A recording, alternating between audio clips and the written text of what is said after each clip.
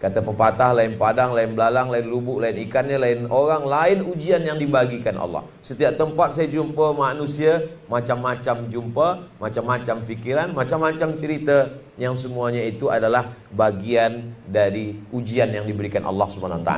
Ada yang diuji dengan kekuasaan, ada yang diuji dengan ilmu, ada yang diuji dengan populariti, ada yang diuji dengan harta. Tapi setelah saya berkeliling, saya berjumpa, saya mengalami, tak ada manusia yang lepas daripada ujian.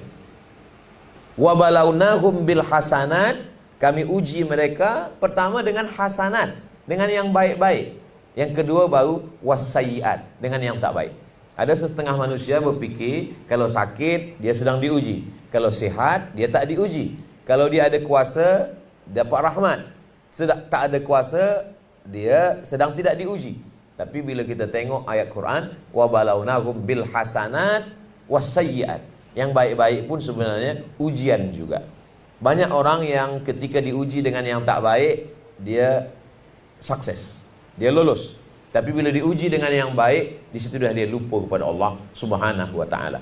Dulu bila saya balik, awal-awal kali balik, orang belum kenal lagi. Bila saya pergi ke surau, ke masjid, saya datang awal. Kata pengacara, program tazkirah belum kita mulakan sebab Ustaz Samad belum datang lagi. Pada saya dah duduk di situ lama. Sekarang belum datang, orang dah tunggu ramai, kita pun datang. Bila dah ramai berjumpa, nak masuk pun susah, nak keluar pun payah. Jadi orang menganggap bila orang tak kenal kita, ini adalah ujian. Bila orang dah kenal, ini adalah nikmat. Tapi sebenarnya bila kita pandang, semuanya sama-sama ujian. Ada kalanya ujian dikenal orang ramai itu lebih berat daripada tak dikenal orang. Saya sampaikan kepada anak kemanakan saya, kamu baca Quran, belajar dengan baik, tolong agama Allah dengan apapun. Bila Allah bagi kamu harta, tolong agama Allah. Bila bagi kuasa, tolong agama Allah. Bila bagi ilmu, tolong agama Allah.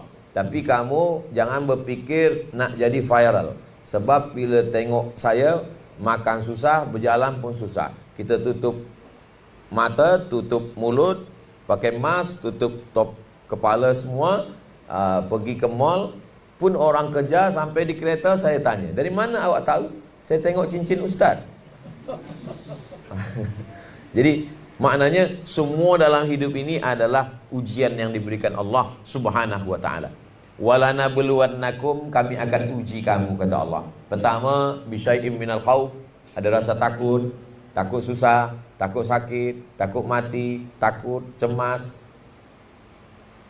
Walanabluwannakum bisyai'im minal khauf wal ju', lapar. Wa naqsim minal amwal, kurang harta. Was samarat wal anfus, mati. Wal anfus was samarat, masa paceklik tak turun hujan berkepanjangan, tanaman mati. Wabasyiris sabirin, berikan kabar pada orang-orang yang sabar. Siapa itu? Allazina idza asabathum musibah, ketika musibah itu datang, dia mampu berkata inna lillah wa inna ilaihi raji'un. Semua datang daripada Allah dan akan balik kepada Allah. Dia tak ada rasa memiliki, sebab semua dia dipinjamkan Allah Subhanahu wa taala. Itulah maka ayat ni selalu kita bawa bila tahlil, ayat ni tak pernah tinggal. Lillahi ma fis samawati wa ma fil ard. Semua yang ada di langit, semua yang ada di bumi milik Allah Subhanahu wa taala. Kita hanya Allah bagi makan pakai. Semua hidup ni yang dimakan busuk, yang dipakai lapuk, yang dipakai untuk agama Allah, itulah bekal untuk hari esok. Pesan Nabi SAW, ma'akal tafa'afnaita, yang kau makan busuk, wa malabis tafa'ablaita, yang kau pakai lapuk, wa matasaddaq tafa'amdaita, yang kau pakai untuk menolong agama Allah, itulah yang akan kekal abadi hingga ke hari esok. Maka ketika kita selamat daripada ujian dunia ni, maka ketika itulah kita akan berhasil menghadap Allah Subhanahu wa taala.